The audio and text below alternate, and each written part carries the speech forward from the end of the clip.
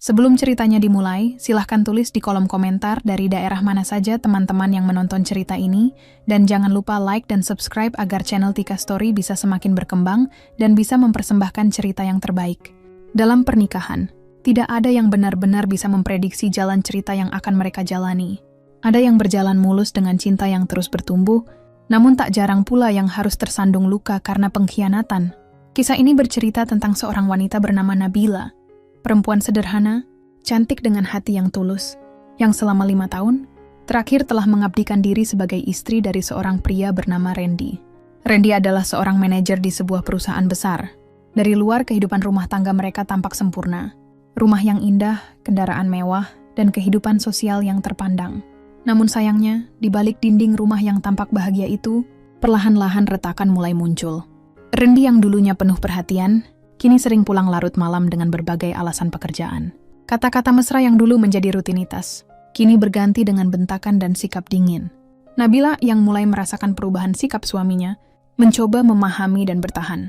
Ia selalu percaya bahwa setiap badai pasti akan berlalu. Namun, keyakinan Nabila mulai goyah saat sebuah nama mulai sering terdengar di telinganya. Clara, asisten pribadi Randy, yang dikenal anggun dan memesona, tapi diam-diam menyimpan niat buruk. Clara bukan wanita biasa. Dia terbiasa mendapatkan apa yang ia inginkan, termasuk suami orang lain. Ia lihai memainkan peran manis di depan banyak orang. Namun di balik itu, kepribadiannya jauh dari kata baik. Awalnya Nabila enggan berpikiran buruk, tapi saat sikap Randy makin tak bisa ditoleransi, naluri seorang istri akhirnya bicara.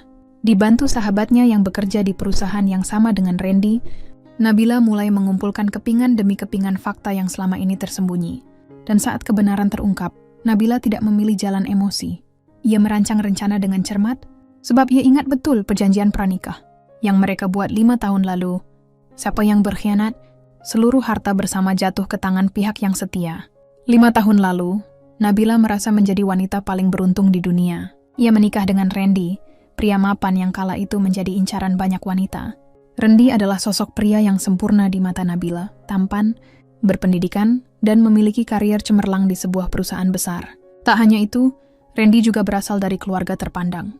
Pernikahan mereka diselenggarakan secara mewah di sebuah hotel berbintang, dihadiri oleh keluarga, rekan kerja, dan kerabat terdekat. Semua orang memuji betapa serasinya mereka berdua. Awal pernikahan mereka berjalan penuh kebahagiaan. Setiap pagi Randy selalu mengecup kening Nabila sebelum berangkat kerja, membawakan bunga kesukaannya sepulang kantor, bahkan seringkali mengajak Nabila makan malam romantis di akhir pekan. Nabila merasa kehidupannya seperti cerita di novel-novel romantis yang sering ia baca. Ia pun merasa bersyukur memiliki suami yang bisa menjadi imam, sekaligus sahabat terbaik dalam hidupnya. Namun seiring berjalannya waktu, perlahan semuanya berubah. Randy yang dulu hangat mulai berubah dingin. Ia lebih sering membawa pekerjaan ke rumah, alasan rapat mendadak di luar kota mulai menjadi rutinitas, hingga jadwal kepulangannya yang semakin larut malam. Awalnya Nabila mencoba mengerti. Ia berpikir mungkin beban kerja suaminya semakin berat seiring dengan kenaikan jabatan. Randy menjadi manajer operasional di perusahaannya. Nanti juga kembali seperti dulu, batin Nabila, berusaha menenangkan dirinya sendiri. Namun perubahan sikap Randy tidak berhenti sampai di situ. Kata-kata kasar yang tak pernah sebelumnya keluar dari mulut suaminya, kini mulai sering terdengar. Hanya karena hal sepele, seperti makanan yang kurang hangat atau rumah yang sedikit berantakan. Randy semakin jarang menyentuh Nabila, bahkan menatapnya pun terasa asing. Nabila yang dulu merasa rumahnya adalah tempat ternyaman, kini mulai merasa seperti asing di rumahnya sendiri. Sampai akhirnya, sebuah nama mulai akrab terdengar di telinga Nabila, Clara. Clara adalah asisten pribadi Randy yang mulai bekerja sekitar setahun lalu. Perempuan berparas cantik dengan tubuh semampai dan gaya bicara lembut. Dari cerita teman-teman Randy, Clara dikenal sangat profesional dan sigap dalam membantu atasannya. Tapi ada hal yang tak banyak diketahui orang, Clara adalah wanita yang tak segan menggoda suami orang. Bagi Clara, hidup adalah tentang mendapatkan apa yang diinginkan, apapun caranya. Nabila awalnya tak ingin berpikiran buruk. Ia percaya sepenuhnya pada Randy. Tapi saat beberapa kali, Randy pulang dengan aroma parfum wanita asing di bajunya, hati Nabila mulai merasakan keganjilan. Terlebih ketika malam-malam Randy menerima telepon sambil berbisik, atau keluar rumah dengan alasan rapat mendadak padahal akhir pekan. Naluri seorang istri tak pernah salah. Nabila mulai merasa ada yang tidak beres dalam rumah tangganya. Malam itu, di ruang makan yang hening, Nabila memberanikan diri bertanya, Mas, kenapa akhir-akhir ini Mas Randy sering pulang malam? Ada masalah di kantor? Tanya Nabila pelan, berusaha menahan perasaannya. Alih-alih mendapat jawaban lembut, Randy malah menatapnya dengan kesal. Sudah, jangan banyak tanya. Aku capek. Bentaknya sebelum beranjak meninggalkan meja makan. Nabila hanya bisa menunduk, menahan air mata yang hendak tumpah. Hatinya terasa perih. Ia tak menyangka, pria yang dulu selalu memeluknya saat ia bersedih, kini tega membentaknya tanpa alasan jelas.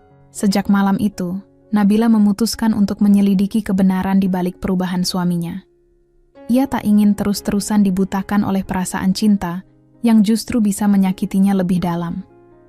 Dengan hati yang berat, Nabila menghubungi sahabatnya, Rima, yang kebetulan bekerja di perusahaan yang sama dengan Randy.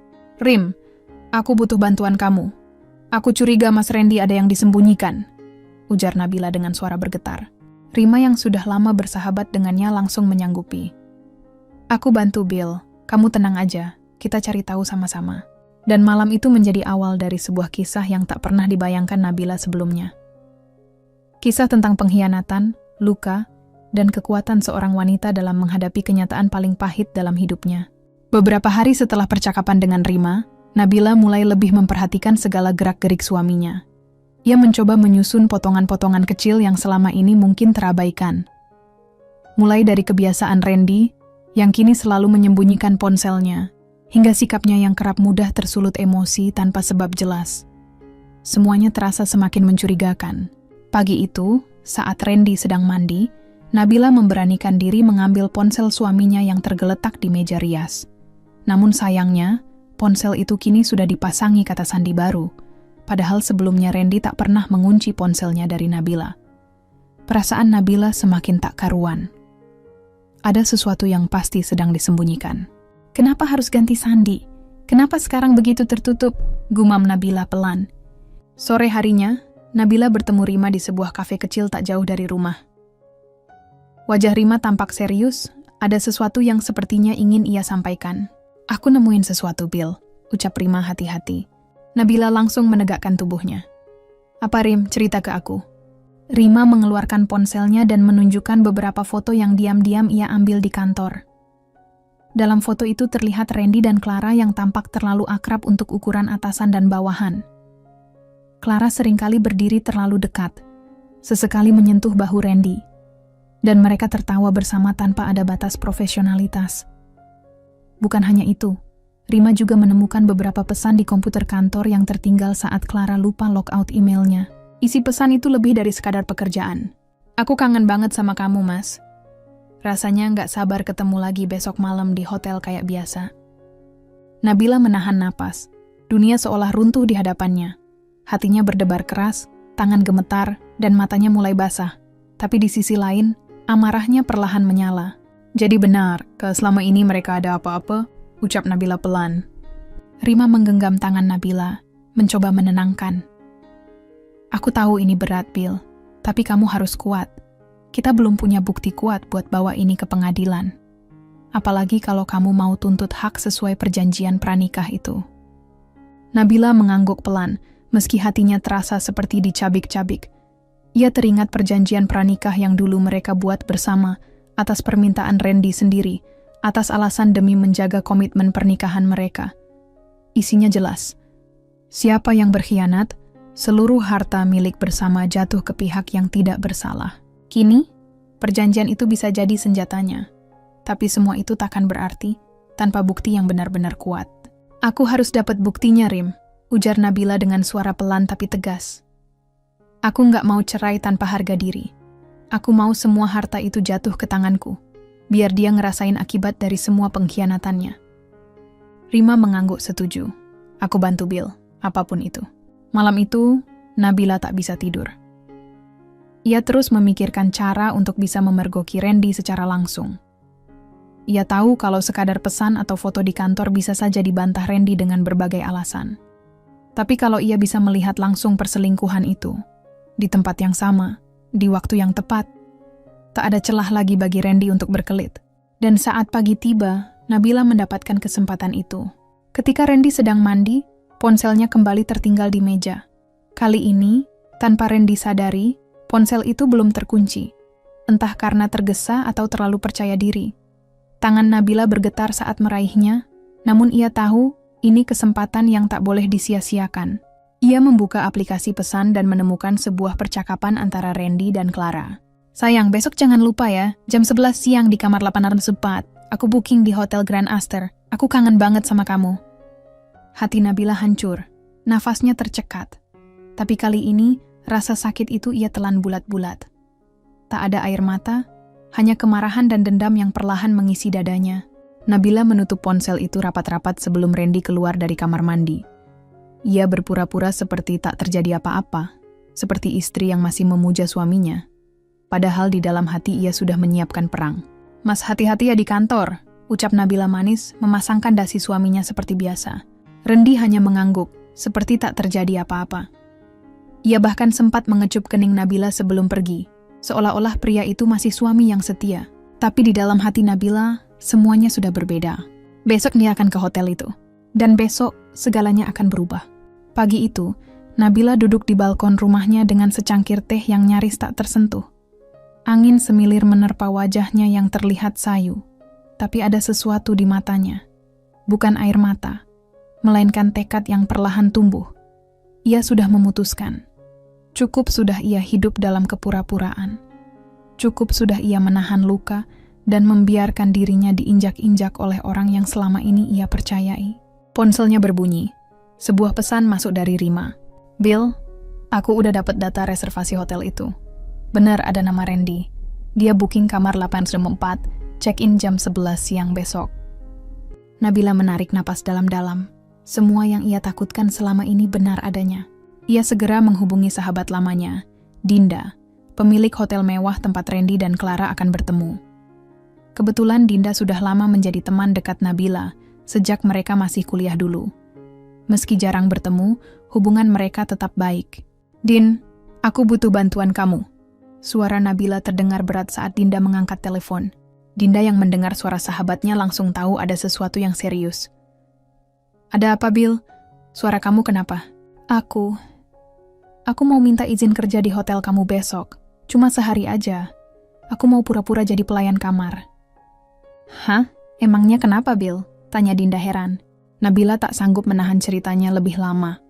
Ia pun menceritakan semua tentang perselingkuhan Randy dan Clara, tentang pesan di ponsel, tentang rencana mereka bertemu di hotel itu.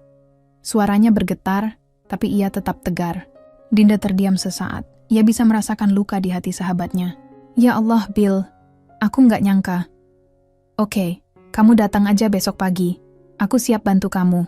Aku akan suruh manajer hotel kasih kamu seragam pelayan. Kamu tinggal sebut nama aku. Aku juga bakal siapkan CCTV dan pastikan kamu bisa masuk ke kamar itu tanpa hambatan." Air mata Nabila menetes. Kali ini bukan karena sakit, tapi karena bersyukur masih punya sahabat setulus Dinda. "Makasih, Din. Aku nggak tahu harus gimana kalau tanpa kamu." "Kamu kuat, Bill. Besok kita kasih mereka pelajaran," ucap Dinda dengan suara tegas.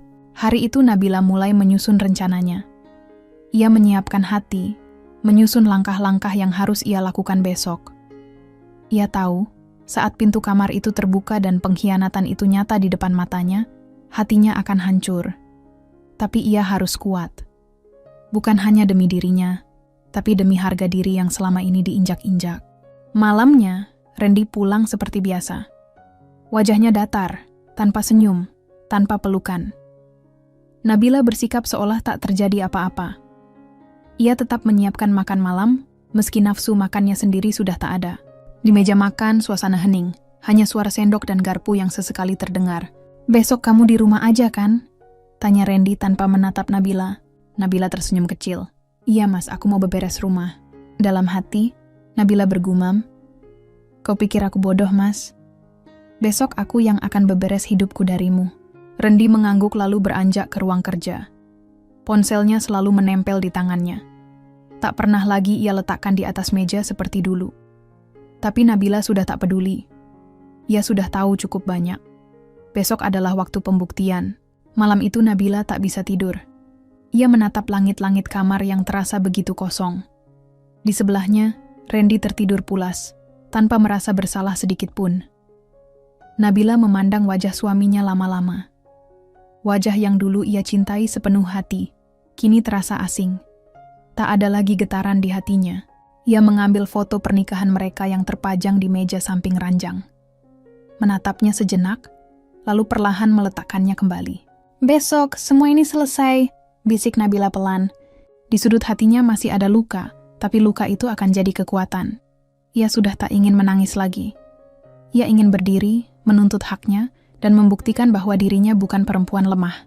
Dan ketika fajar menyingsing, Nabila sudah bersiap. Tas kecil berisi keperluan dan seragam hotel yang dikirimkan Dinda semalam sudah ia siapkan. Ia mengecup kening Randy untuk terakhir kalinya, saat pria itu masih terlelap. "Selamat tinggal, Mas. Selamat menikmati kebebasanmu hari ini. Karena besok, kau akan kehilangan segalanya." Nabila melangkah keluar rumah dengan hati bergetar.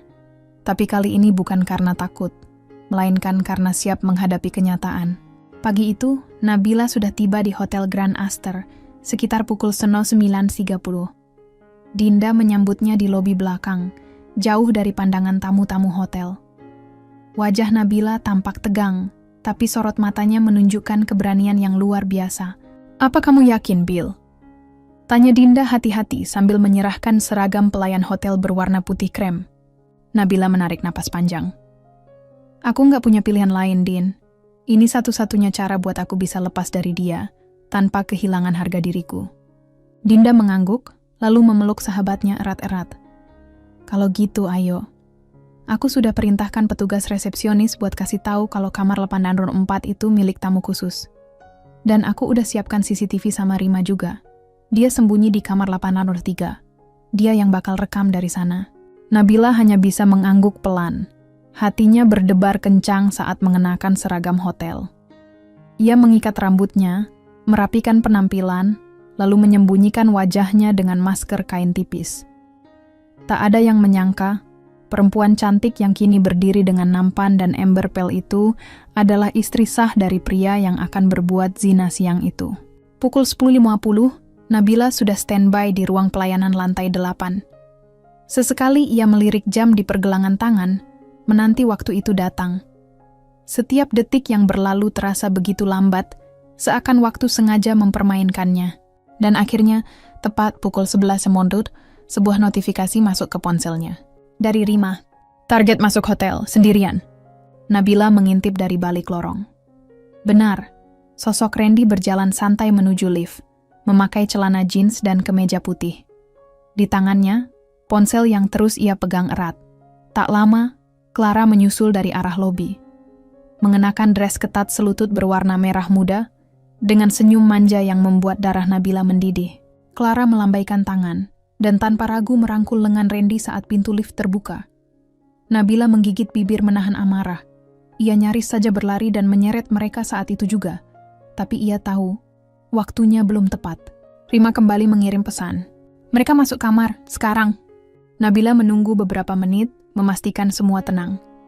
Lalu ia berjalan pelan, membawa nampan dan ember pel menuju kamar 804. Setibanya di depan pintu, ia mengetuk pelan.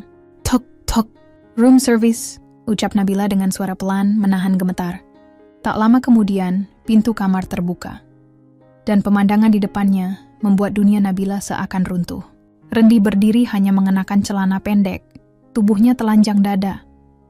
Clara di belakangnya, hanya memakai lingerie tipis yang nyaris tak menutupi tubuhnya. Rambutnya berantakan, pipinya merona.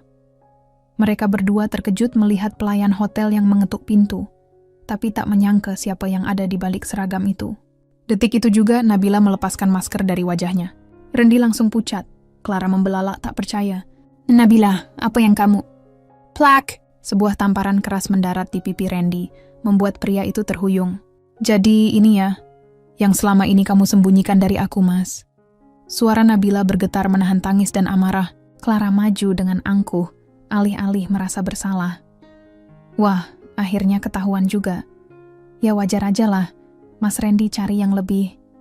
Kamu kan gak bisa jaga suami kamu sendiri. Perkataan Clara membuat Nabila benar-benar murka. Tanpa pikir panjang, Nabila mengambil ember pel yang dibawanya dan menyiramkan air kotor itu ke tubuh Clara dan Randy sekaligus. Air pel yang dingin bercampur busa sabun mengotori tubuh keduanya. Clara menjerit histeris, sementara Randy hanya bisa menutup wajahnya. Suasana semakin gaduh saat beberapa tamu hotel mulai keluar kamar melihat keributan. Apa-apaan ini? Woi, jangan ribut dong. Rima yang dari tadi merekam semua kejadian itu dari balik pintu kamar 803, segera keluar bersama Dinda. Kamera ponselnya merekam seluruh kejadian, termasuk wajah malu Randy dan Clara yang basah kuyup oleh air pel di depan kamar hotel. Nabila berdiri tegak, suaranya lantang.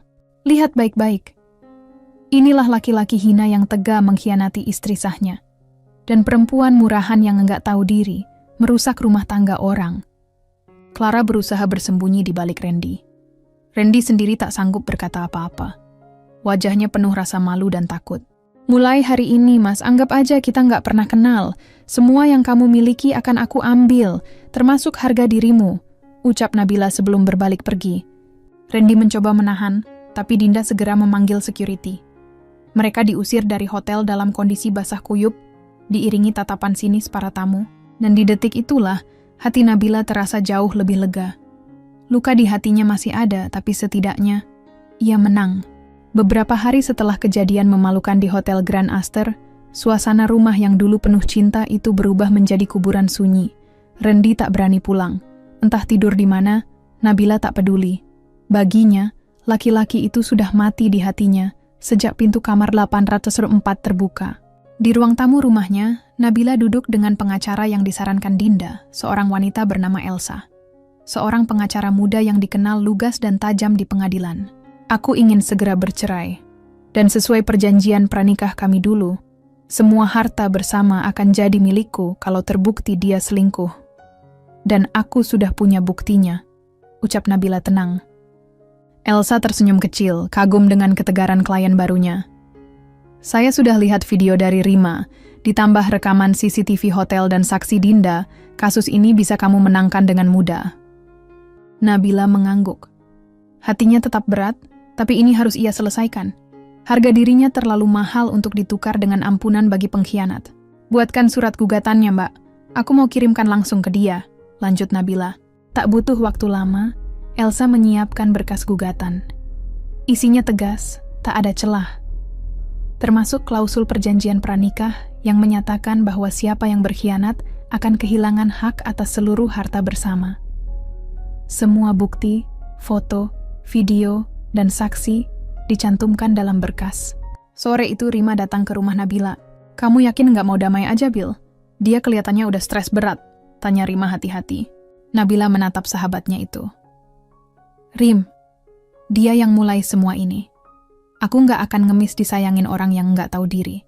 Sekarang aku bukan Nabila yang dulu lagi. Rima mengangguk lalu menyerahkan sebuah amplop coklat besar. Ini catatan transaksi dia selama beberapa bulan terakhir. Ada beberapa transfer mencurigakan ke rekening Clara. Bisa jadi bukti tambahan di persidangan. Mata Nabila berkaca-kaca. Ia benar-benar dikelilingi sahabat-sahabat tulus. Makasih, Rim. Tanpa kalian, aku nggak akan sekuat ini. Keesokan harinya, seorang kurir datang ke kantor Randy, membawa surat gugatan resmi dari pengadilan agama. Saat Randy menerima surat itu, wajahnya seketika memucat. Rekan-rekan kerjanya mulai berbisik-bisik. Skandal yang terjadi di Hotel Tempo Hari sudah tersebar luas. Beberapa petinggi perusahaan bahkan telah memanggilnya, menunggu keputusan dari pusat. Clara sendiri sejak kejadian itu menghilang. Nomornya tak bisa dihubungi. Kabar terakhir, wanita itu dipecat dari perusahaan karena mencoreng nama baik kantor. Randy kini benar-benar sendirian. Ia yang dulu begitu jumawa, kini harus menghadapi skandal dan gugatan cerai yang bisa membuatnya kehilangan segalanya. Di sisi lain, Nabila mulai sibuk mempersiapkan persidangan. Elsa dan timnya mengatur jadwal sidang pertama. Nabila hanya tinggal menunggu tanggal mainnya. Hatinya kini lebih tenang. Ia tak lagi merasa takut, karena tahu dirinya berada di pihak yang benar. Di kamarnya, Nabila menatap cermin. Wajahnya masih menyimpan luka, tapi kini lebih tegar. Ia menggenggam sebuah kalung kecil, hadiah dari ibunya sebelum menikah dulu. Kudoakan Nabila. Besok aku akan tuntaskan semua ini. Dan malam itu, untuk pertama kalinya setelah sekian lama, Nabila bisa tidur dengan damai. Tak lagi dihantui bayangan pengkhianatan. Karena ia tahu, esok Segalanya akan segera berubah. Hari itu, langit sedikit mendung saat Nabila tiba di Pengadilan Agama Jakarta Selatan. Ia mengenakan blaus putih sederhana dan rok panjang hitam. Wajahnya polos tanpa riasan berlebihan, tapi aura ketegasan terpancar jelas. Dinda dan Rima mendampingi di belakangnya, sedangkan Elsa sang pengacara sudah menunggu di depan ruang sidang. "Siap, Bel," bisik Dinda pelan. Nabila mengangguk tanpa berkata apa-apa. Matanya lurus menatap pintu ruang sidang. Jantungnya memang masih berdegup kencang, tapi ia tahu ini saatnya. Beberapa menit kemudian, Randy datang. Wajahnya kusut, rambut tak tertata, dan matanya sembab. Ia berjalan sendiri tanpa didampingi pengacara. Pakaiannya lusuh, jauh dari sosok manajer sukses yang dulu selalu tampil rapi. Tatapan mata orang-orang di ruang tunggu seketika tertuju padanya. Bisik-bisik terdengar, membicarakan skandalnya yang sudah tersebar luas. Randy menghindari pandangan siapapun. Satu-satunya yang berani ia lirik adalah Nabila. Tapi Nabila hanya diam, menatapnya tanpa ekspresi. Hakim akhirnya mempersilakan kedua belah pihak masuk. Ruang sidang sederhana itu hanya diisi hakim, panitera, Nabila, Elsa, Randy, dan beberapa saksi yang akan dipanggil nanti. Sidang dimulai dengan pembacaan gugatan dari pihak Nabila. Elsa membacakan dengan suara tegas bahwa tergugat telah melakukan perselingkuhan dengan seorang wanita bernama Clara di Hotel Grand Aster, yang disaksikan langsung oleh penggugat dan disertai dengan bukti video, rekaman CCTV, saksi mata, serta data transaksi keuangan mencurigakan selama 3 bulan terakhir. Hakim mengangguk pelan. "Tergugat, apakah benar Anda melakukan perselingkuhan seperti yang didakwakan?" Randy menunduk, tangannya gemetar di atas meja, suaranya lirih. Saya khilaf yang mulia." "Jadi Anda mengakui?" Randy terdiam sejenak. Ia menatap Nabila yang tetap tenang di kursinya. Akhirnya ia mengangguk. "Iya, saya akui." Ruangan seketika hening. Elsa lalu menyerahkan bukti-bukti. Rekaman video saat Randy dan Clara di kamar hotel, rekaman CCTV, bukti transfer ke rekening Clara, dan keterangan tertulis dari pihak hotel. "Yang mulia, selain itu kami juga menghadirkan 2 saksi, Dinda dan Rima, yang melihat langsung kejadian di hotel dan saat konfrontasi antara penggugat dan tergugat," ujar Elsa. Dinda dan Rima maju ke depan, memberikan kesaksian dengan jelas dan meyakinkan. Hakim tampak serius mencatat semua keterangan. Randy hanya bisa menunduk, tak kuasa menahan malu. Setelah semua bukti dan saksi disampaikan, hakim menghela napas panjang. Karena tergugat telah mengakui perselingkuhan dan berdasarkan bukti-bukti yang sangat kuat, maka persidangan ini akan kami lanjutkan ke tahap putusan. Untuk itu, sidang berikutnya akan digelar dalam 1 minggu ke depan. Saat itu, keputusan cerai dan pembagian harta Gonogini akan diputuskan, ujar hakim tegas. Sidang ditutup. Nabila berdiri pelan. Sebelum keluar ruang sidang, ia sempat berhenti di depan Randy yang masih duduk mematung. "Aku udah kasih kamu semua kesempatan, Mas. Tapi kamu pilih hancurin itu dengan tanganmu sendiri. Mulai hari ini, jangan pernah ganggu aku lagi," ucap Nabila pelan, tapi menusuk. Randy menatap Nabila dengan mata berkaca-kaca. "Aku minta maaf, Bill. Aku salah." Tapi Nabila hanya menghela napas. "Maaf, waktu aku lihat kamu sama dia di hotel, semua maaf itu mati, Mas." Lalu Nabila pergi, meninggalkan ruang sidang dengan langkah anggun. Dinda dan Rima menyusul di belakang, sementara Randy tetap di kursinya, dihantui rasa bersalah dan malu. Hari itu, semua orang tahu siapa yang menang dan siapa yang kalah. Hari-hari setelah sidang pertama berjalan berat bagi Randy. Tak hanya malu di hadapan keluarga dan rekan kerja, kabar skandalnya bersama Clara tersebar luas di kalangan perusahaan. Banyak rekan yang diam-diam menjauh. Beberapa atasannya terang-terangan memanggilnya ke ruangan khusus untuk dimintai keterangan. Skandal pribadi yang sampai merusak nama baik perusahaan Randy. "Kamu tahu konsekuensinya," ucap Pak Hashim, direktur perusahaan itu dengan suara datar. Randy hanya bisa menunduk. Tanpa banyak bicara, sebuah surat pemutusan hubungan kerja disodorkan ke mejanya. Randy dipecat secara tidak hormat. Semua fasilitas kantor, termasuk mobil dinas, kartu akses, dan rekening gaji, ditarik seketika. Ia keluar dari gedung kantornya sore itu dengan 1 kardus kecil berisi barang-barang pribadinya. Beberapa karyawan yang dulu hormat padanya hanya menatap tanpa simpati. Dan di rumah, semua yang pernah ia banggakan telah berubah. Rumah mewah yang dulu ia tempati bersama Nabila kini kosong. Nabila telah pergi, membawa semua barang berharga. Sesuai perjanjian pranikah, semua harta Gonogini jatuh ke tangan Nabila.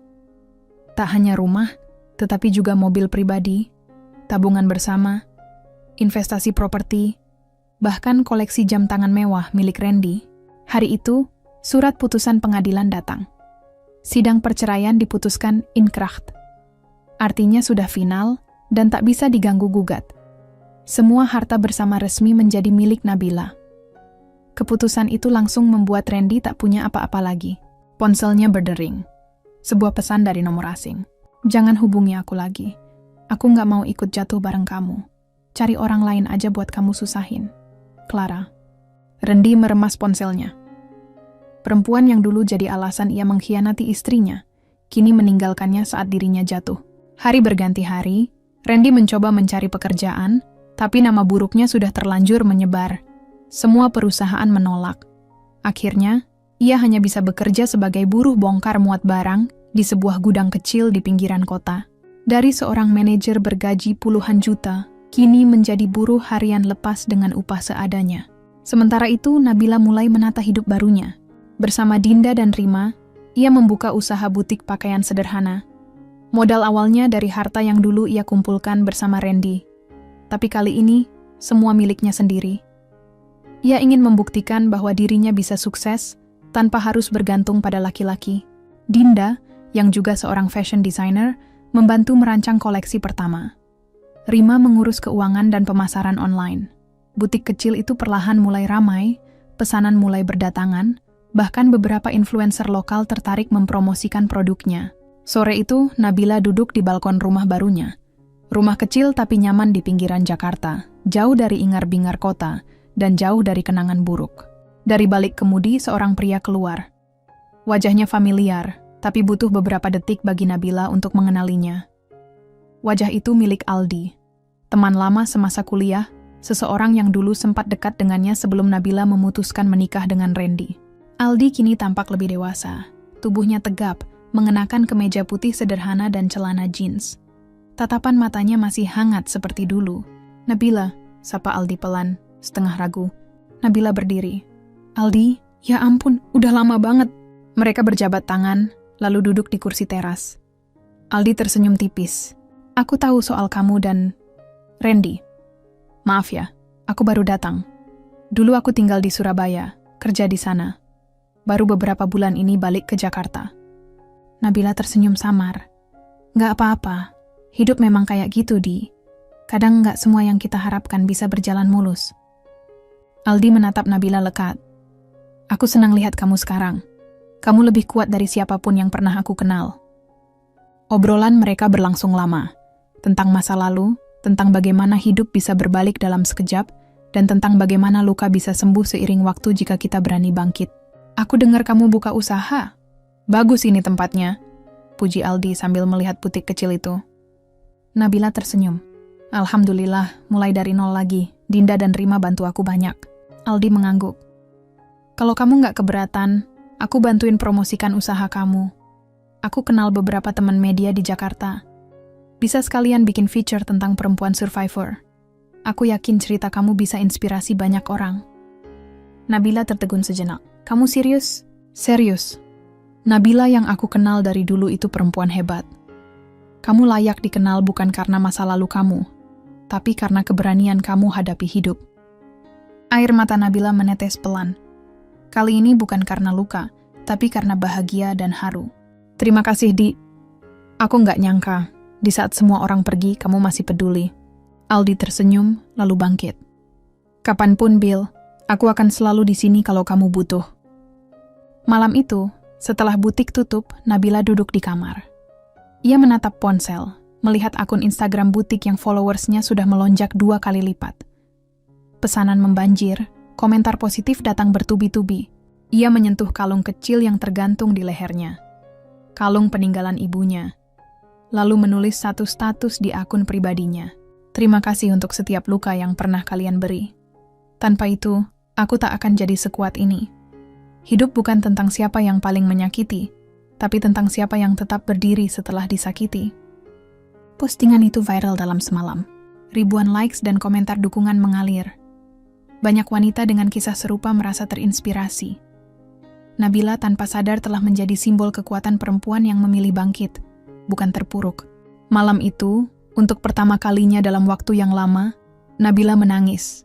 Tapi bukan karena sakit hati, melainkan karena rasa syukur. Karena ia tahu, hidupnya tak lagi berada di bawah bayang-bayang siapapun.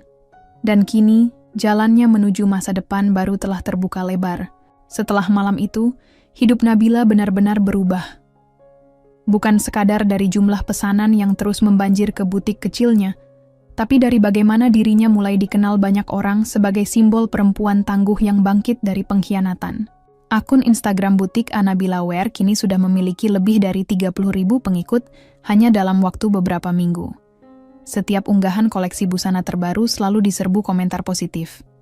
Tak hanya dari pelanggan, tapi juga dari perempuan-perempuan yang pernah mengalami nasib serupa. Bahkan, banyak DM masuk yang isinya curahan hati tentang pernikahan yang dikhianati, tentang rasa sakit karena dikhianati orang yang paling dipercaya, hingga keinginan mereka untuk bisa sekuat Nabila. Satu sore, saat Nabila sedang merapikan pesanan di butik, ponselnya berdering. Dari layar tertera nama Dinda. "Pil, kamu duduk dulu deh." Suara Dinda di ujung telepon terdengar tergesa. "Ada apa, Din?" Nabila panik. "Aku barusan ditelepon salah satu produser acara TV swasta. Mereka mau undang kamu jadi bintang tamu talk show tentang perempuan survivor," ucap Dinda nyaris berteriak. Nabila terdiam. "Hah? Serius, Din?" "Iya, Bill. Mereka bilang kisah kamu viral banget. Bahkan status kamu yang kemarin itu, yang tentang berdiri setelah disakiti, udah di-share sama beberapa public figure." Degupan jantung Nabila makin cepat. Ia tak menyangka kisah hidupnya yang dulu ingin ia kubur rapat-rapat, justru menjadi inspirasi bagi banyak orang. Malam itu, Nabila sulit tidur. Matanya menerawang ke langit-langit kamar. Pikiran berkecamuk. Antara bahagia, takut, dan gugup. Tak pernah sekalipun dalam hidupnya ia membayangkan akan duduk di sebuah studio televisi, menceritakan luka yang dulu hampir membunuh semangatnya. Esok paginya, Aldi datang menjemput Nabila ke butik. "Makasih banget, Di. Gara-gara kamu, hidup aku pelan-pelan membaik," ucap Nabila saat mobil Aldi melaju menuju stasiun TV. Aldi tersenyum sambil meliriknya. "Jangan bilang gara-gara aku, Bill. Semua karena kamu. Aku cuma bantu dorong sedikit, tapi yang berani berdiri lagi itu kamu." Nabila tertawa kecil. "Tetap aja, kalau bukan karena kamu waktu itu nyamperin aku mungkin masih betah nangis sendirian di kamar."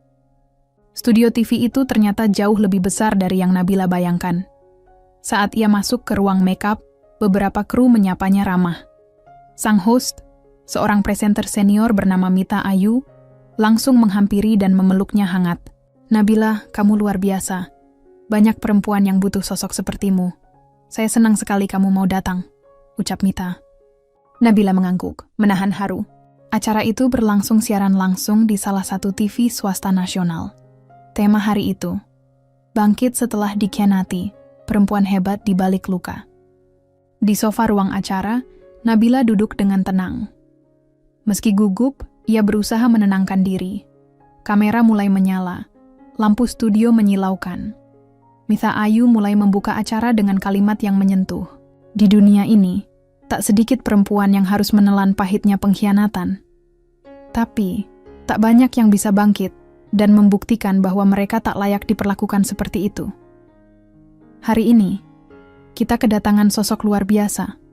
Seorang perempuan sederhana, yang kisahnya kini viral dan jadi inspirasi banyak orang. Selamat datang, Nabila. Tepuk tangan penonton bergema.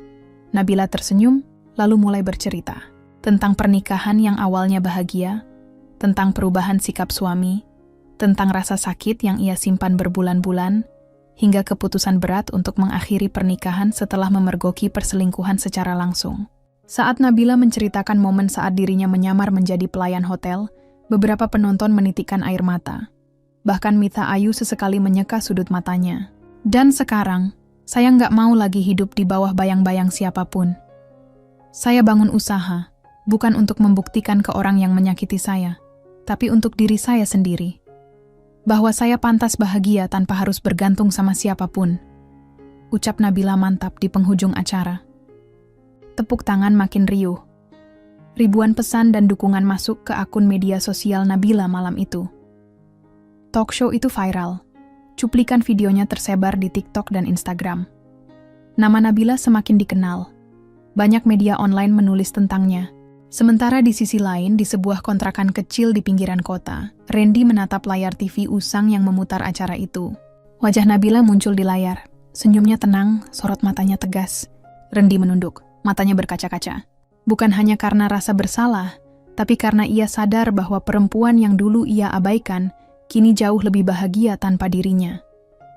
Kehidupan Randy yang dulu mewah kini berubah drastis. Kontrakan reot yang ia tinggali bahkan sering bocor saat hujan. Pekerjaan serabutan sebagai buruh gudang tak mampu menutupi kebutuhan sehari-hari. Clara, sejak kasus mereka viral, Clara pergi entah kemana. Nomornya tak bisa dihubungi. Kabarnya pindah ke luar kota, mencari pria kaya lain untuk dimanfaatkan. Randy kini benar-benar sendiri, ditinggalkan semua orang, tenggelam dalam penyesalan. Arya menyentuh layar TV, seolah ingin menyentuh wajah Nabila. "Maaf Bill, aku bodoh," bisiknya pelan. Namun terlambat. Nabila kini sudah melangkah terlalu jauh meninggalkannya. Dan tak ada jalan untuk kembali. Sejak kemunculannya di talk show nasional, kehidupan Nabila seolah berubah drastis. Namanya mulai dikenal luas. Bukan hanya sebagai perempuan yang bangkit dari pengkhianatan, tapi juga sebagai pengusaha muda di bidang fashion yang inspiratif. Akun Instagram butiknya, @Nabila Wear, kini sudah mencapai lebih dari 120.000 pengikut. Setiap postingan busana yang mereka unggah selalu mendapat ribuan likes dan ratusan komentar. Bahkan beberapa artis sinetron mulai melirik koleksi butiknya. Hari itu, butik kecilnya yang dulu hanya berupa ruangan sempit di pojok jalan kini, sudah berpindah ke ruko 3 lantai di kawasan strategis Jakarta Selatan. Di lantai pertama, butik memamerkan deretan dress, blus, dan celana kasual dengan nuansa feminin elegan. Lantai 2 difungsikan sebagai ruang produksi, dan lantai 3 sebagai kantor kecil untuk operasional media sosial dan admin. Dinda dan Rima kini jadi bagian resmi dari manajemen. Bahkan Aldi, yang sejak awal selalu hadir di sisi Nabila, kini bergabung membantu mengelola strategi pemasaran dan promosi butik. Suatu sore, Nabila duduk di sudut ruangan dengan segelas teh hangat di tangannya. Matanya menatap keluar jendela, menikmati langit senja Jakarta yang perlahan meremang jingga. Aldi mengetuk pintu ruangannya pelan. "Bill, boleh ganggu sebentar?" Nabila menoleh dan tersenyum. "Masuk aja, Di." Aldi membawa 2 gelas kopi panas. Ia duduk di seberang Nabila. "Ini spesial buat bos besar yang nggak pernah istirahat," ujarnya bercanda. Nabila tertawa kecil. "Wah, makasih ya. Tahu aja aku lagi butuh kopi." Beberapa saat keduanya terdiam. Hanya suara detik jam dinding yang terdengar. "Aku senang lihat kamu sekarang, Bill," ucap Aldi akhirnya. "Kamu jauh lebih bahagia, lebih kuat, dan jauh lebih bersinar." Nabila tersenyum. Ada kehangatan yang pelan-pelan merambat di dadanya. Ia menatap mata Aldi. "Kamu juga, Di. Aku nggak bakal sampai di titik ini kalau nggak ada kamu, Dinda, Rima, dan orang-orang baik di sekelilingku." Aldi meneguk kopinya. "Kamu tahu nggak, sejak dulu aku selalu kagum sama kamu, Bill. Tapi dulu aku kalah langkah sama Randy.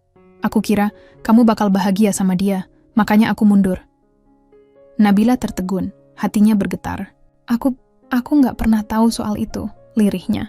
Aldi tersenyum tipis. "Dan sekarang aku nggak mau lagi cuman jadi penonton di hidup kamu. Aku nggak minta jawaban sekarang. Aku cuma mau kamu tahu, aku masih ada di sini. Bukan karena kasihan, tapi karena aku memang ingin ada di sisimu." Nabila merasakan matanya panas. Ia menghela napas, lalu tersenyum pelan. "Di, aku nggak janji bisa langsung buka hati, tapi aku nggak mau kehilangan kamu sebagai sahabat juga." Aldi mengangguk. "Aku nggak kemana-mana, Bill. Teman, sahabat, atau apapun sebutannya, aku tetap di sini." Beberapa minggu setelah perbincangan itu, butik Nabila mendapat undangan untuk ikut serta di sebuah event fashion terbesar di Jakarta, Jakarta Fashion Culture. Event itu diikuti oleh brand-brand ternama, baik lokal maupun internasional. Dinda, yang kini memegang posisi head designer, langsung menyiapkan 20 koleksi busana terbaik mereka. Persiapan berlangsung selama 2 minggu. Nabila turun langsung mengatur konsep panggung, pemilihan model, hingga properti. Aldi membantu mengatur media partnership dan publikasi. Rima menangani logistik. Saat malam puncak acara tiba, ruangan gedung pameran mewah itu dipenuhi tamu undangan penting. Dari artis, selebriti, pejabat, hingga wartawan lifestyle. Nama Nabila Wear menjadi salah satu yang ditunggu-tunggu. Saat koleksi busana rancangan Dinda melenggang di catwalk, tepuk tangan membahana. Desain yang sederhana namun elegan, dengan warna-warna pastel yang memanjakan mata, berhasil mencuri perhatian banyak pihak. Di akhir acara, nama Nabila Wear masuk ke dalam 5 besar brand favorit versi media. Bahkan seorang investor lokal menawarkan kerjasama untuk ekspansi bisnis ke Bandung dan Surabaya. Setelah acara usai, Nabila berdiri di pinggir panggung, menatap panggung yang perlahan mulai kosong. Ada rasa lega, bahagia, dan syukur yang tak bisa diungkapkan dengan kata-kata. Aldi menghampirinya. "Kamu hebat, Bill. Malam ini milik kamu." Nabila tersenyum lebar. "Kita. Ini semua kerja tim, bukan aku sendirian." Aldi menggeleng pelan. "Tapi kalau bukan kamu yang bertahan waktu itu, kita nggak akan sampai di sini." Malam itu, di bawah cahaya lampu panggung yang mulai meredup, Nabila merasa benar-benar utuh. Luka lama yang dulu perih, kini berubah jadi kekuatan. Masa lalu yang menyakitkan kini hanya jadi pelajaran berharga. Di sisi lain kota, Randy duduk di warung kopi pinggir jalan. Televisi kecil di warung itu menayangkan berita tentang event Jakarta Fashion Culture. Wajah Nabila muncul di layar, tersenyum bahagia saat menerima penghargaan. Randy menunduk. Hatinya mencelos. Kehidupan Nabila makin bersinar, sementara hidupnya makin terpuruk.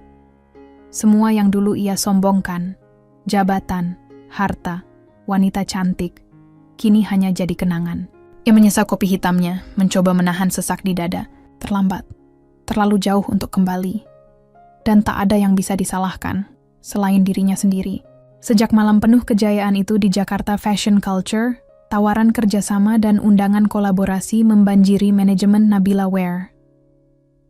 Salah satunya datang dari seorang investor asal Bandung yang tertarik membuka cabang butik eksklusif di kawasan Dago, salah satu area paling prestisius di kota itu.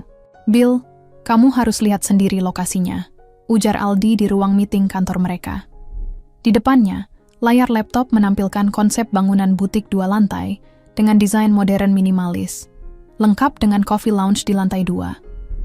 Nabila menatap layar itu, mata berbinar. "Bagus banget, Di," katanya pelan. Aldi mengangguk. "Aku udah atur jadwal. Kita bisa survei ke sana weekend ini. Sekalian ketemu tim arsitek sama investor lokalnya." Dinda yang duduk di sebelah Nabila langsung menyahut. "Wah, sekalian healing tuh, Bill. Bandung loh." Nabila tersenyum. Sudah lama ia tak pergi jauh-jauh sejak perceraian dengan Randy. Sepertinya, ini memang waktu yang tepat untuk benar-benar membuka lembaran baru.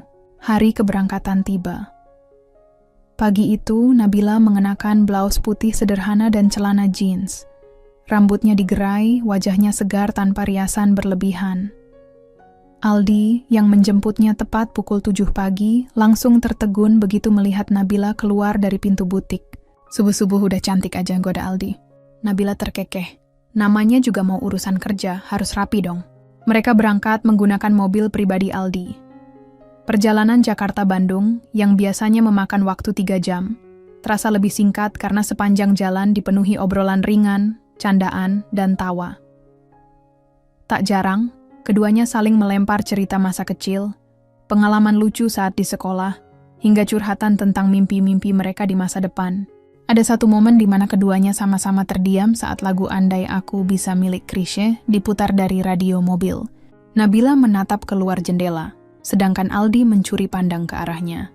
Ya, dalam hati Aldi berkata, "Andai aku dulu lebih berani." Setibanya di Bandung, mereka langsung menuju lokasi bangunan calon butik. Tempat itu masih dalam proses renovasi, namun dari kerangka desain dan suasana lingkungan sekitarnya, Nabila bisa membayangkan seperti apa butik itu saat sudah jadi. "Aku suka, Di. Spotnya strategis dekat coffee shop, terus di sebelahnya ada galeri seni," ucap Nabila sambil berjalan-jalan di halaman depan. Aldi mengangguk. "Makanya aku langsung booking tempat ini. Rasanya cocok buat konsep butik yang kita usung. Setelah selesai meeting dengan tim arsitek dan investor, Aldi mengajak Nabila makan siang di sebuah restoran rooftop yang menyajikan pemandangan kota Bandung dari ketinggian. Udara sejuk, langit cerah, dan suasana yang tenang membuat suasana hati Nabila semakin nyaman. Saat mereka duduk berhadapan, Aldi membuka percakapan yang selama ini ia pendam.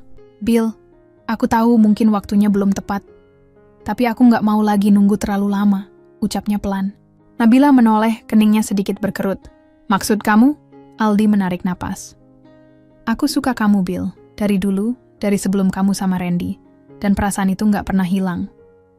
Nabila terdiam. Hatinya berdetak cepat. Bagian dalam dirinya bergetar, antara takut, canggung, tapi juga hangat. "Aku tahu kamu baru sembuh dari luka lama. Aku nggak maksain kamu untuk langsung balas perasaan aku. Aku cuma minta kesempatan, Bill, supaya kamu bisa lihat aku lebih dari sekadar sahabat." Nabila tersenyum kecil. Ada air hangat yang terasa menggenang di pelupuk matanya. Bertahun-tahun ia merasa tak layak dicintai lagi setelah luka Randy. Tapi di hadapannya kini duduk seorang lelaki yang dengan tulus membuka hati. "Aku nggak janji bisa langsung terima, Di." Suara Nabila pelan, nyaris berbisik. "Tapi aku mau belajar buka hati lagi, mulai dari kamu." Aldi tersenyum lebar, matanya berbinar. "Kalau gitu, boleh aku anggap ini langkah awal?" Nabila mengangguk. Di atas rooftop itu, di bawah langit Bandung yang perlahan berganti warna oranye senja, dua hati yang pernah saling berpapasan di masa lalu kini mulai menemukan jalannya kembali. Sementara itu, di Jakarta, Randy mulai diterpa masalah demi masalah. Setelah kontrakan kecilnya beberapa kali diteror oleh debt collector akibat pinjaman online yang ia ambil, kini pekerjaannya di gudang pun diambang pemecatan karena ketahuan menyalahgunakan barang. Tak ada lagi orang yang membantunya. Teman-teman lama menjauh, keluarga pun mulai bosan membantu. Ia duduk di depan kontrakannya malam itu, menatap layar ponsel yang menampilkan akun Instagram Nabila Wear. Di sana, sebuah postingan terbaru memperlihatkan Nabila dan Aldi berdua di rooftop restoran Bandung, tersenyum bahagia. Hati Randy perih, tapi ia tak bisa melakukan apa-apa. Dendam, rasa bersalah, penyesalan, semua bercampur menjadi satu. Sayangnya, waktu tak pernah bisa diputar ulang. Di mobil saat perjalanan pulang ke Jakarta, Nabila dan Aldi memutar playlist lagu-lagu 90-an. Saat lagu Cinta Kan Membawamu kembali mengalun, Aldi mengulurkan tangan ke arah Nabila. "Mulai sekarang, boleh aku ada di setiap cerita kamu, Bill?" Nabila menggenggam tangan itu, matanya berkaca-kaca, lalu mengangguk pelan. "Boleh, Di." Dan mobil itu melaju di jalan tol malam hari, membelah gelap dengan dua hati yang mulai saling menemukan cahaya. Semenjak perjalanan ke Bandung itu, kehidupan Nabila terasa jauh lebih ringan. Setiap pagi, ia bangun dengan senyum, tak lagi dihantui mimpi buruk tentang pengkhianatan. Hubungannya dengan Aldi pun berjalan pelan, tapi pasti. Mereka sepakat untuk tidak terburu-buru, membangun semuanya dengan hati-hati. Bisnis Nabila Wear terus berkembang. Tawaran kerjasama datang silih berganti. Bahkan, sebuah brand fashion asal Kuala Lumpur sempat menyampaikan keinginan untuk berkolaborasi. Nabila merasa hidupnya benar-benar mengalami kebangkitan setelah kejatuhan. Namun, seperti bayang-bayang yang mengikuti langkah seseorang di bawah cahaya, masa lalu ternyata belum sepenuhnya selesai. Dan bayang-bayang itu bernama Clara. Suatu sore, Nabila sedang duduk di ruang kerjanya. Tangannya sibuk memilah-milah katalog bahan kain sambil sesekali mengecek email di laptopnya. Tiba-tiba, Dinda mengetuk pintu. "Bill, ada yang nyariin," ucap Dinda dengan nada ragu. Nabila menoleh. "Siapa, Din?" Dinda menggigit bibirnya sebentar. "Clara." Sejenak ruangan itu hening. Nama itu terdengar bagai cambuk di telinga Nabila. Seolah waktu berhenti sesaat. "Aku suruh pergi aja?" tanya Dinda hati-hati. Nabila menarik napas panjang. "Enggak, biar aku temui." Dengan langkah mantap, Nabila menuju lobi butik. Di sana, Clara sudah berdiri dengan dandanan mencolok, mengenakan dress ketat merah menyala, sepatu hak tinggi, dan lipstik merah darah. Wajahnya masih secantik dulu, tapi ada kelelahan yang sulit disembunyikan di sorot matanya. Begitu melihat Nabila, senyum tipis muncul di bibirnya. "Hello, Belle." Nabila bersedekap. "Ada perlu apa kesini, Clara?" Clara tampak gelagapan sejenak, namun cepat menyembunyikannya. "Aku Aku cuma mau bicara, bisa? Nabila melirik ke sekitar memastikan suasana butik sepi. Oke, ikut aku. Mereka masuk ke ruang meeting kecil di belakang butik. Begitu pintu ditutup, Clara duduk tanpa dipersilakan. Nabila tetap berdiri, menatapnya dingin. Aku minta maaf, ucap Clara pelan. Nabila mengangkat alis. Maaf, setelah semua yang kamu lakuin, aku tahu aku salah. Aku udah kena batunya, Bill. Randy, dia ninggalin aku waktu aku lagi hamil. Nabila terdiam. Bagian terakhir kalimat itu membuatnya sedikit terkejut. Aku keguguran, sendirian. Semua orang ngejauh. Aku kehilangan kerja, dikejar hutang. Aku datang ke sini bukan buat minta balikan sama Randy. Aku tahu itu mustahil. Aku cuma pengen minta maaf sama kamu. Nabila menarik kursi, lalu duduk di hadapannya. Clar, aku udah nggak ada dendam sama kamu. Sakit hati iya, tapi aku nggak sudi ngotori hidup aku buat balas dendam yang nggak ada gunanya. Kamu udah dapet balasannya sendiri. Dan aku udah bahagia sekarang. Clara menunduk, air matanya jatuh. Aku iri sama kamu, Bill. Kamu kuat, kamu bertahan, dan kamu berdiri lagi. Aku hancur. Aku butuh kerja. Aku butuh kesempatan. Nabila menatapnya. Ada perasaan kasihan, tapi ia tak bisa langsung percaya begitu saja. Kamu maunya apa, Clar? Tanya Nabila tegas. Clara mengangkat wajahnya. Boleh nggak aku kerja di sini? Jadi apa aja? Admin, cleaning service, penjaga gudang. Aku cuma butuh kesempatan buat mulai hidup baru. Nabila termenung. Logikanya berkata, jangan. Luka lama masih terlalu dalam.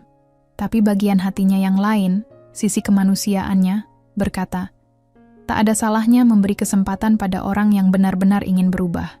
Aku bakal pikirin, Clar. Aku nggak janji. Aku harus diskusi dulu sama tim. Tapi kalau kamu bohong, atau niat buruk sedikit aja, kamu bakal lihat siapa aku sekarang. Clara mengangguk cepat, air matanya masih mengalir. Aku nggak akan nyakitin kamu lagi. Aku janji. Setelah Clara pergi, Dinda masuk ke ruangan. Seriusan, Bill?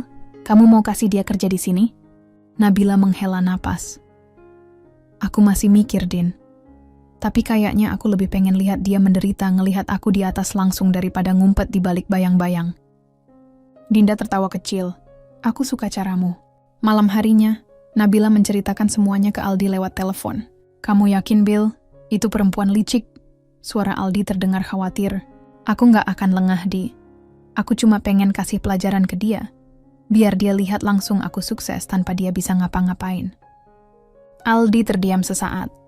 Kalau kamu butuh bantuan atau curhat, aku di sini ya. Selalu, jawab Nabila tersenyum.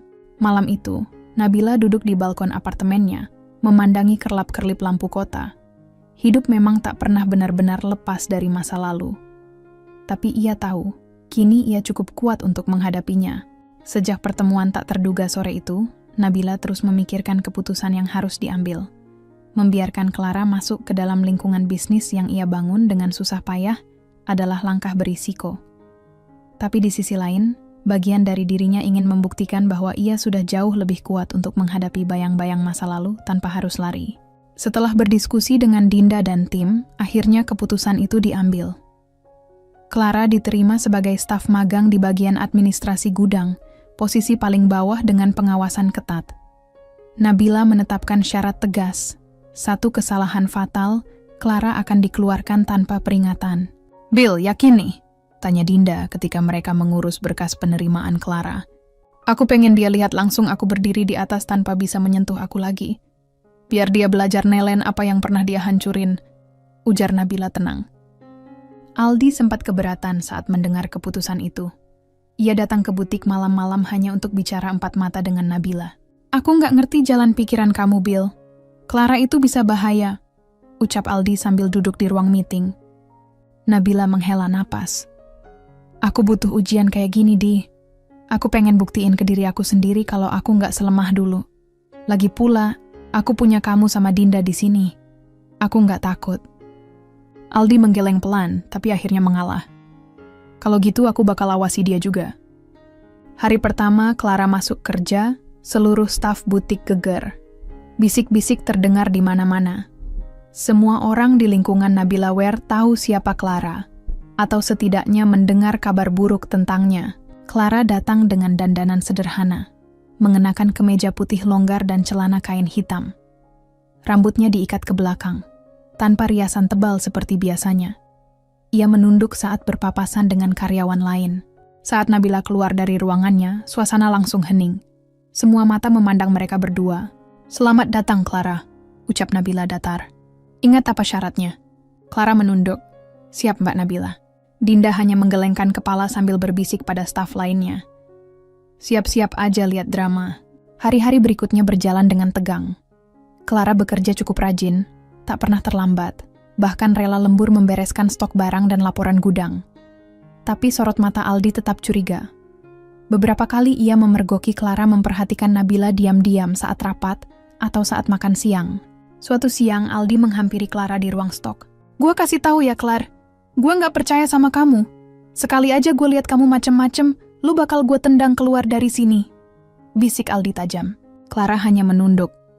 "Aku nggak macem-macem, Mas Aldi. Aku cuma pengen kerja yang bener." Aldi menatap tajam lalu pergi. Di balik ketenangannya, Clara menyimpan rencana kecil. Bukan untuk merebut Randy kembali. Lelaki itu sudah bukan siapa-siapa sekarang. Tapi demi membalas sakit hatinya atas rasa malu di depan umum saat kejadian di hotel dulu. Setiap kali melihat Nabila tersenyum, bara dalam hatinya menyala. Suatu saat kamu bakal ngerasain juga, Bill. Sementara itu, hubungan Nabila dan Aldi makin dekat. Mereka mulai saling terbiasa berbagi cerita ringan, makan malam sepulang kerja, bahkan sesekali Aldi menjemput Nabila di apartemen jika terlalu larut. Rekan-rekan kantor mulai menyadari perubahan itu. "Wah, kayaknya bos sama Mas Aldi makin deket nih," celetuk Rara, salah satu staf desain. Dinda yang mendengar hanya tersenyum. "Bagus dong, kan udah waktunya Mbak Nabila bahagia lagi." Di tengah hubungan yang mulai terjalin itu, Aldi memberanikan diri membuat kejutan. Saat ulang tahun Nabila yang jatuh pada akhir bulan itu, Aldi mengatur pesta kecil di rooftop apartemen Nabila, hanya dihadiri Dinda, staf butik terdekat, dan beberapa sahabat lama. Lampu-lampu temaram, dekorasi bunga, dan makanan kesukaan Nabila memenuhi meja panjang. Nabila sempat menitikkan air mata bahagia malam itu. "Aku kira aku nggak akan bisa ngerasain bahagia kayak gini lagi," ucap Nabila saat Aldi menyerahkan sebuah kalung sederhana bertuliskan inisial N kecil. Aldi menggenggam tangan Nabila. "Kamu pantas bahagia, Bill. Dan aku mau terus jadi orang yang jagain senyum kamu." Semua orang bersorak kecil, suasana haru bercampur hangat. Tapi dari kejauhan, di balik salah satu sudut ruangan, sepasang mata mengintai. Clara, yang tak diundang malam itu, diam-diam memperhatikan dari kejauhan balkon bawah. Ia mengepalkan tangan. "Sebahagia apapun kamu sekarang, Bill, suatu saat aku bakal bikin kamu ngerasain sakit kayak aku." Clara pergi malam itu tanpa jejak. Tapi ia sudah mulai menyusun langkah. Di hari-hari berikutnya, beberapa keanehan mulai terjadi. Laporan stok barang tiba-tiba banyak selisih. Beberapa barang pesanan hilang entah kemana. Dinda mencurigai ada orang dalam yang bermain. "Aku udah cek, Bill. Gudang itu cuma Clara yang pegang kuncinya waktu kejadian," lapor Dinda saat rapat pagi. Wajah Aldi langsung tegang. "Udah kuduga, gua bakal turun langsung." Nabila menghela napas. Ia tahu ujian ini belum berakhir, dan ia tak boleh lengah sedikit pun. Hari-hari di butik Nabila Wear tak lagi sehangat dulu. Sejak beberapa barang pesanan klien besar hilang dari stok, suasana jadi tegang. Nabila terpaksa membatalkan beberapa pengiriman dan meminta maaf ke pelanggan, sebuah hal yang sangat ia hindari selama ini. Reputasi butiknya adalah harga diri yang ia bangun susah payah. Di ruang rapat kecil, Nabila, Dinda, Aldi, dan beberapa kepala bagian duduk saling berhadapan. Wajah mereka serius. Laporan di atas meja menunjukkan adanya kehilangan barang senilai puluhan juta dalam waktu 1 minggu. "Ini nggak bisa didiemin," ucap Aldi tegas. "Aku udah periksa CCTV gudang, tapi kayaknya ada bagian yang direkam ulang atau sengaja dipotong," tambah Dinda. Nabila mengetuk meja pelan. "Jadi siapa pelakunya?" Semua terdiam. Mata-mata tertuju pada satu nama yang selama ini jadi orang terakhir yang memegang kunci gudang. "Clara," ucap Dinda Leary. Aldi mengepalkan tangan. "Gua udah bilang dari awal." Nabila menghela napas. Ia tak ingin asal menuduh tanpa bukti. Meski Clara punya motif dan akses, semuanya harus jelas. "Besok malam kita perangkap dia," ujar Nabila akhirnya. "Aku punya rencana." Malam itu, Aldi memasang kamera tersembunyi di gudang belakang. Mereka membiarkan stok barang mahal tetap tersusun, pura-pura tak tahu soal kehilangan. Clara, yang mulai lengah, tampak kembali ke gudang sepulang kerja, berdalih hendak merapikan laporan. Dari ruang monitor CCTV, Nabila dan Aldi memperhatikan. "Dia masuk," bisik Aldi. Di layar, terlihat jelas Clara membuka pintu gudang, memeriksa beberapa dus, lalu mengambil beberapa helai dress eksklusif dan menyelipkannya ke dalam tas besar. Gerak-geriknya lincah, seolah sudah terbiasa. "Dasar licik," desis Nabila. Begitu Clara keluar, Aldi langsung menghadangnya. "Bawa apa, Claire?" Clara terkejut. Aku cuma bawa barang rusak buat dibuang." "Bohong!" bentak Dinda yang tiba-tiba muncul dari balik pintu. Nabila melangkah pelan, wajahnya tenang namun tajam. Ia menyodorkan rekaman CCTV dari tablet ke hadapan Clara. "Cukup, Claire. Aku udah cukup baik nerima kamu di sini. Tapi kamu malah balas kayak gini." Clara panik. "Bill, aku butuh uang. Aku nggak punya siapa-siapa. Banyak orang susah, Claire. Tapi mereka nggak kayak kamu. Aku kasih kesempatan, tapi kamu malah nyoba hancurin aku lagi." Clara terduduk di lantai. Air matanya mengalir deras. Tapi tak ada simpati di mata Nabila kali ini. "Mulai malam ini, kamu aku pecat. Dan laporan ini aku teruskan ke polisi." Wajah Clara pucat. "Jangan, Bill. Aku mohon. Aku bisa masuk penjara. Aku hamil." Semua orang di ruangan itu tercengang. "Apa?" tanya Nabila. "Aku hamil, anak Randy." Ucapannya bagai petir di siang bolong. Tapi anehnya, tak ada getar di hati Nabila saat mendengarnya. Ia hanya merasa lega karena kini benar-benar tak ada sisa rasa terhadap masa lalunya itu. "Aku nggak peduli. Aku udah cukup sabar. Kamu pertanggungjawabkan sendiri perbuatan kamu." Aldi segera menelepon petugas keamanan. 2 orang satpam masuk dan menyeret Clara keluar. Tangisnya memenuhi ruangan. "Aku benci kamu, Bill. Aku bakal bikin kamu nyesel," teriak Clara sebelum akhirnya diangkut pergi. Beberapa hari kemudian, kabar penangkapan Clara menyebar cepat. Pelanggan yang sempat kecewa kembali mempercayai Nabila Ware setelah mengetahui tindakan tegas Nabila. Bisnisnya pulih, bahkan makin berkembang karena simpati dari rekanan bisnis. Malam itu, Aldi datang ke apartemen Nabila. Membawa 2 bungkus makanan kesukaan mereka dan sebotol wine merah. "Kamu hebat, Bill. Gue bangga sama kamu," ujar Aldi saat mereka duduk di balkon, memandangi langit malam. "Aku juga beruntung punya kamu, Di," balas Nabila pelan. Setelah beberapa saat hening, Aldi mengambil sesuatu dari saku jaketnya. Sebuah kotak beludru kecil. "Nggak usah jawab sekarang. Tapi aku mau kamu tahu, aku serius sama kamu." Nabila tertegun saat membuka kotak itu. Sebuah cincin sederhana, tapi elegan, berkilauan di dalamnya. Aldi menatapnya lembut. "Aku nggak minta kamu langsung terima. Aku cuma mau kamu tahu, aku siap nunggu kapanpun kamu siap." Nabila menutup kotak itu pelan. Senyum tipis muncul di wajahnya. Untuk pertama kalinya dalam hidup, ia merasa benar-benar dihargai sebagai perempuan, sebagai manusia, tanpa harus jadi milik siapapun. "Terima kasih, Di, buat semuanya." 2 bulan berlalu sejak Clara dipecat dan kasusnya diproses hukum. Nabila merasa beban di pundaknya jauh lebih ringan. Hari-hari di butik kembali dipenuhi tawa dan semangat.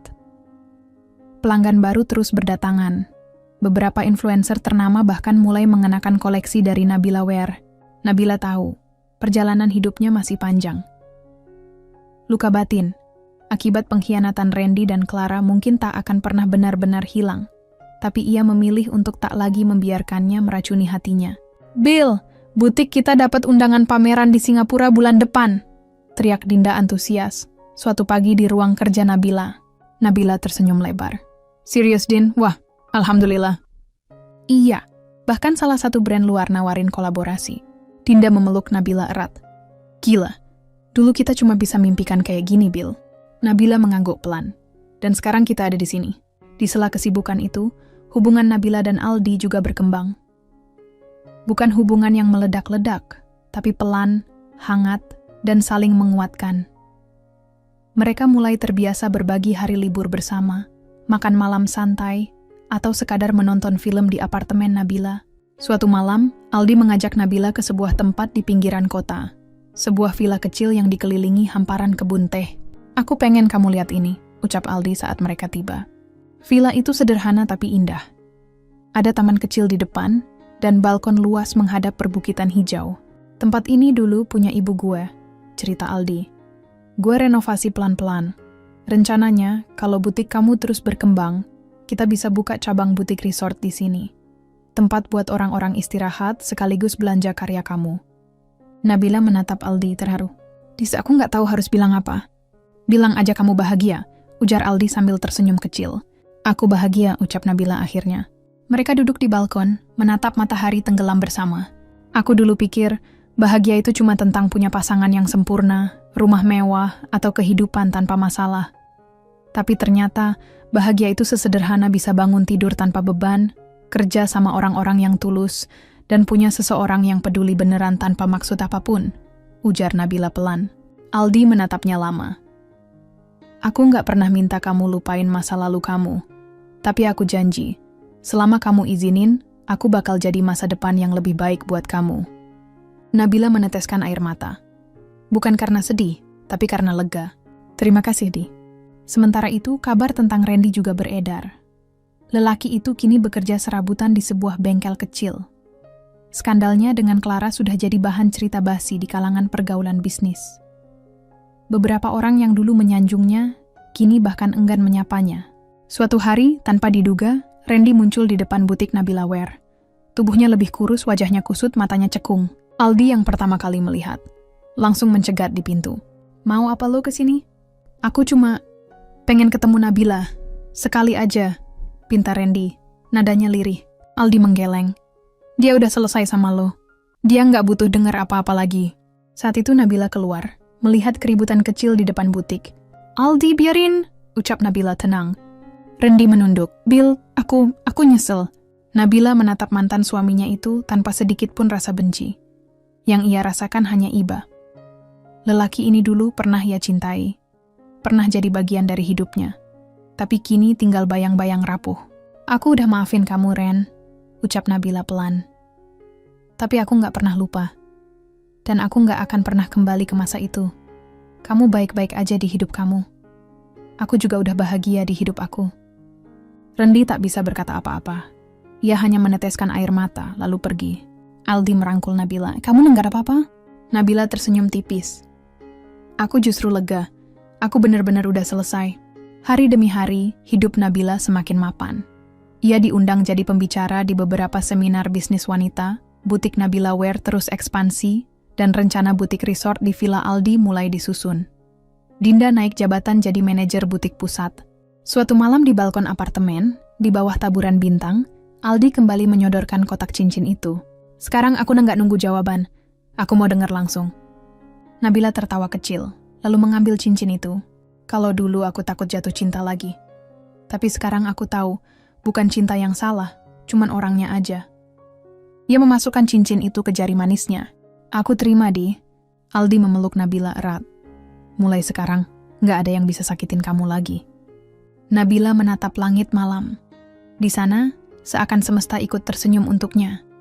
Akhirnya, setelah semua luka, setelah segala pengkhianatan, ia bisa berdiri tegak, dengan cinta yang baru, hidup yang lebih baik, dan dirinya yang lebih kuat. Kisah Nabila mengajarkan kita bahwa dalam hidup, pengkhianatan dan luka hati memang menyakitkan, tetapi bukan alasan untuk kehilangan harga diri dan arah hidup. Ketika dikhianati, kita boleh marah dan terluka, tapi jangan pernah membiarkan itu menjatuhkan kita. Balas dendam terbaik bukanlah dengan membalas perbuatan buruk dengan keburukan, melainkan dengan membuktikan bahwa kita bisa bangkit, sukses, dan bahagia tanpa orang yang menyakiti kita. Kisah ini juga mengingatkan bahwa kepercayaan adalah hal mahal dalam sebuah hubungan. Sekali dihancurkan, sangat sulit untuk diperbaiki. Dan ketika kita menghadapi orang-orang toksik yang mencoba merusak hidup kita, jangan gegabah. Kumpulkan keberanian, sikap elegan, dan langkah cerdas untuk menuntaskan semuanya dengan bermartabat. Nabila memilih jalan itu. Ia tidak membalas dengan cara kotor, tapi dengan keberanian, perhitungan, dan kekuatan mental. Ia membuktikan bahwa seorang perempuan bisa bangkit dari luka, membangun kembali hidupnya, dan menemukan cinta yang tulus di waktu yang tepat. Terima kasih telah menonton hingga akhir. Jika kisah ini menyentuh hatimu, jangan lupa like, Tuliskan pendapatmu di kolom komentar dan subscribe agar kamu tidak ketinggalan cerita inspiratif lainnya.